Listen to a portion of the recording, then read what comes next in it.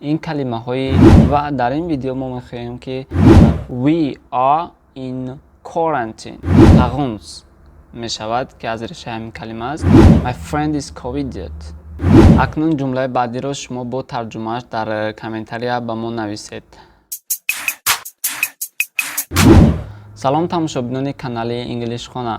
در موضوع امروزه ما با شما درباره دو کلمه صحبت میکنیم که یکی به زبان انگلیسی نواری شده است و دیگری عین زمان خیلی زیاد استفاده برده می شود.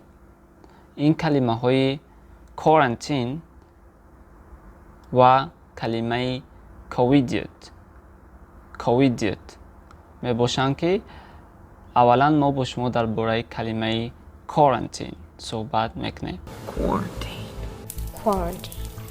Quarantine? Yes! A quarantine! البته کلمه quarantine به شما خیلی معلوم است از سبب اونه که این زمان خیلی استفاده برده میشد و در این ویدیو ما میخواهیم که درباره اصل این کلمه با شما صحبت کنیم و در جمله ها با زبان انگلیسی و با تاجیکی جمله ها گفته ترجمه کنیم.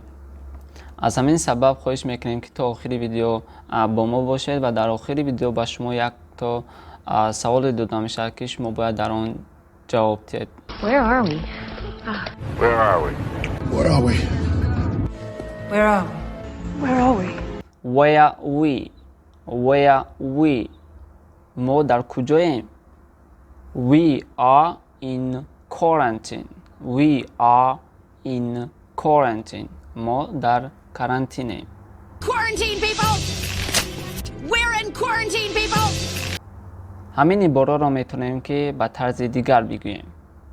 We are under quarantine. ما تحت کارانتینیم. We're under quarantine. We're under quarantine. We are under quarantine people. ما تحت کارانتینیم ای مردم. Is this area under quarantine? Is this area under quarantine? آیا این منطقه تحت کارانتین است؟ Yes, this area is under quarantine. بله، این منطقه تحت کارانتین است. This area is under quarantine. This area is under quarantine. Do we have to quarantine ourselves? Do we have to quarantine ourselves? تو quarantine اینجا با معنای کارانتین کردن یعنی همچون فعل استفاده شده است. میتونیم را همچون اسم quarantine و همچون فعل تو quarantine استفاده کنیم در زبان انگلیسی. ترجمه میکنیم جمله رو. آیا ما مجبوریم که خودمان رو کارانتین کنیم؟ Yes, we have to quarantine ourselves. Yes, we have to quarantine ourselves. ما مجبور هستیم که خودمان رو کارانتین کنیم. Wow. We have to quarantine ourselves. Wow. We have to quarantine ourselves. ممکن بعضیات پرسین که همین کلمه کارانتین از کجا پیدا شده است؟ وقتی که در دولت فرانسه و ایتالیا کشتی‌ها در بندر از دیگر دولت‌ها می اومدند، آنها رو تفتیش میکردند و اگر نفرانی که با یگان بیماری سیرویاتی اگر گرفتار شده باشند، آنها رو تحت 40 روز کارانتین میکردند. کلمه عدد 40 در زبان فرانسوی کاغونز می شود که از ریشه همین کلمه است و در زبان ایتالیایی کوانتا می شود که یعنی ریشه همین کلمه کارانتین است و بعدتر همین خیلی به زبان انگلیسی وارد شد و کلمه کارانتین رو گرفت. میگذاریم به کلمه دیگر COVIDiot.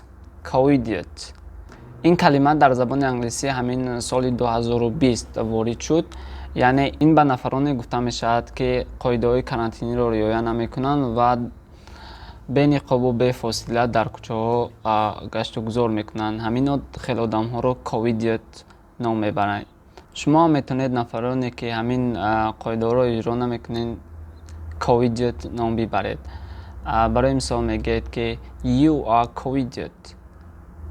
He is COVIDiot. My friend is COVIDiot. با همین مانند میتونید که استفاده کنید همین کلمه رو. اکنون جمله بعدی رو شما با ترجمهش در کامنتاری به ما نویسید. خوب دوستان عزیز، تا درس آینده خدا نگهبان. Am I still in quarantine? Am I still in quarantine? Am I still in quarantine? Am I still in quarantine? Quarantine?